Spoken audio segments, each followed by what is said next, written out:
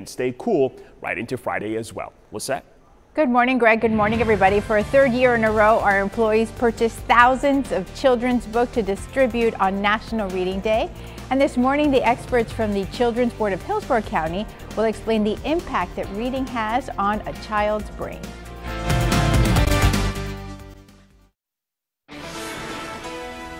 Good morning, everybody. Here at ABC Action News and at our sister stations across the country, Scripps employees are getting ready for tomorrow's mass distribution of children's books on National Reading Day.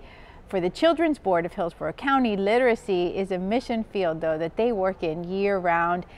The organization, now in its 30th year serving our community, the board covers a wide range of social issues in its programming, and literacy is, of course, an important part of it. Here with more, we want to welcome Paula Scott. Thank you so much for coming in. Thank you for having me. Let's talk about vocabulary in books and how important it is, because most folks don't think of that when they're looking at the face of a cutie pie little 1-year-old or 2-year-old. Right.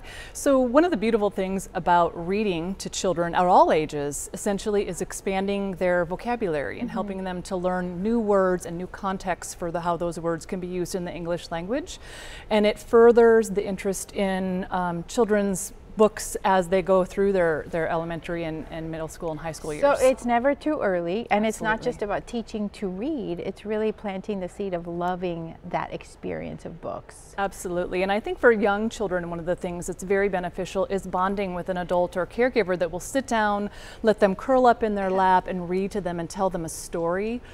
It's also an easy way to communicate language to children because the words are written down for you. And so you just are telling the story that was written by a talented author, and you're engaging and snuggling and holding that child and having those moments. One of the things that you talk to families when they come in is looking for opportunities in their day-to-day activities to kind of focus on words.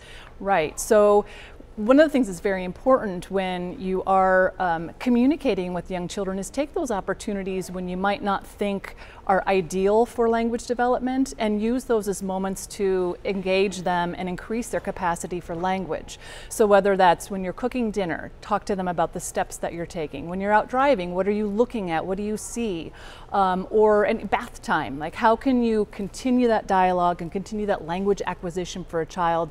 Again, that helps with literacy, that helps with learning, and helps those brain makes those connections so that they can continue to expand their knowledge. Are there certain books that you would recommend for, let's say, the kids right before they go into kindergarten?